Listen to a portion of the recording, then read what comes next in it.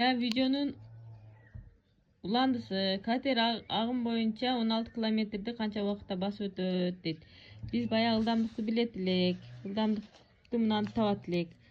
16 километр болсо баягы ылдамдыгы x бөлүнгөн 4 болуп аткан да, эми 4-ün ал жака көбөйтүлүп 4-тү 16-га көбөйтсөк 64 болот. 64 бөлүнгөн x болот.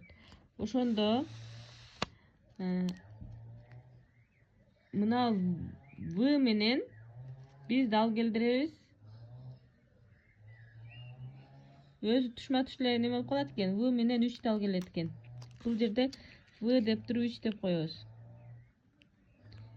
B-га канча туура келди эле? B-га 5 туура келген. 5-ти жазабыз. Баягы аны түшүндүрүп бергем.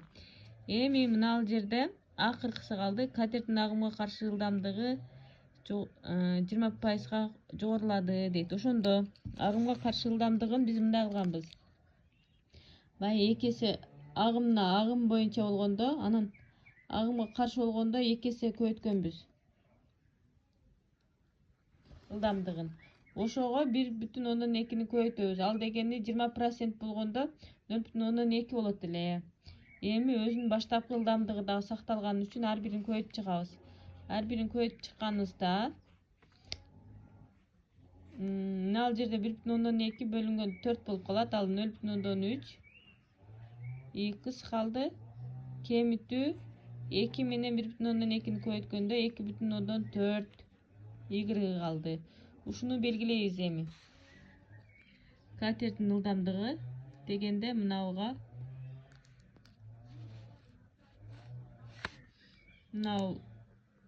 мынауга туш болот экен.